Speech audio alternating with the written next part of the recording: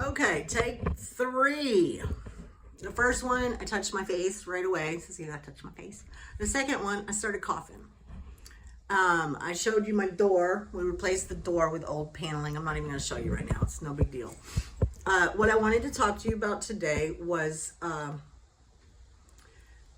no insurance for the working poor in America. I'm watching a channel right now that I've been watching for quite some time. His name is Boondocking with Dennis, and he needs a shunt. Is it a shunt? Or put in his heart, he's got medical difficulties, and he has no insurance. So he's had all kinds of problems with that because he can't get it done. So his body isn't working properly.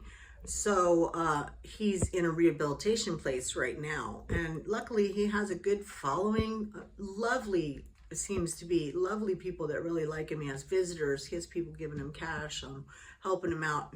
Goodness, he needs it. He doesn't have insurance. Think of the bills that he's going to have. It's crazy. So it was already, God, it was really bothering me, you know, and it's bothered me for years. The working poor that can't get insurance. Today, I had a friend text me, and then she called, and it seems she's having a heart attack. She said, I think I'm having a heart attack. I said, oh my God, I'll be right there. She lives around the block. She said, no, they're already on the way, or they were there. I don't know. I kind of panicked. And anyways, she is 62. She just got on Social Security the middle of last year, I think. And before that, she had Medicaid because she'd had some health problems and, you know, didn't make a lot of money. So she'd had it for years. She takes blood pressure medicine.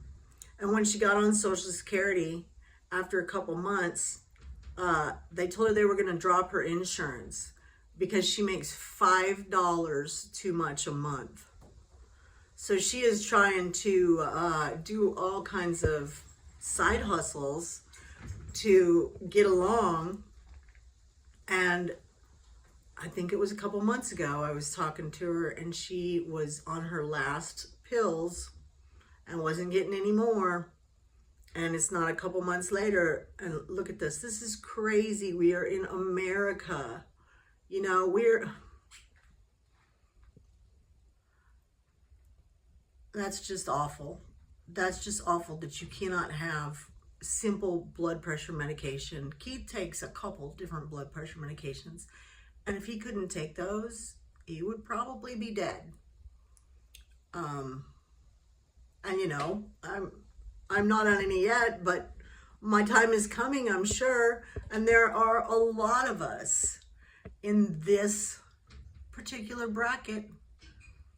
I know there's plenty of people that make more money than us that are going, well, get out there, work harder, do what you got to do. This is an awful situation. What do you call affordable insurance for somebody that is making $1,000 a month or $1,200 a month or something like that? What do you call affordable? With groceries and gas and utilities, and if you at least have internet in your home, because God, the world has internet. You know, even if you don't, I don't have any cable. I won't even have that anymore. And we have one subscription. And that's pretty much the poor man's way to go. I pay under $100 a month for those two, much under. And I keep the Netflix because Ronald, the kids, still watch it. And I've been watching it lately too, you know. It's nice to have once in a while, and it's not very expensive. But anyways, I digress. But yeah, just paying the minimum of, you know, just getting along. And I've been to her house. Her refrigerator is usually empty, and she's just working hard. So I thought I'd make this video. It's just sad. That's just sad. We are in America. We help all these other countries. Why can't people just get affordable? You know what? $50 a month, $25 a month. Well, you know, they have it for kids. It's in Texas, it's called CHIP, where if you make too much for Medicaid, and I've said this before, I've said this for years about that when I lived down there.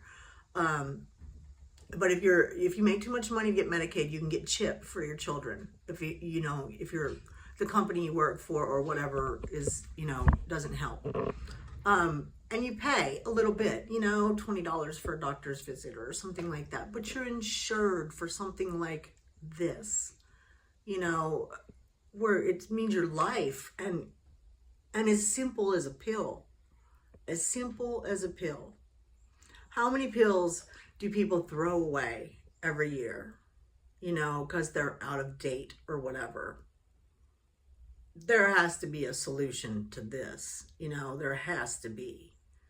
So that's just a very sad thing. And I wanted to say something about it. The working poor deserve to be able to go to the doctor.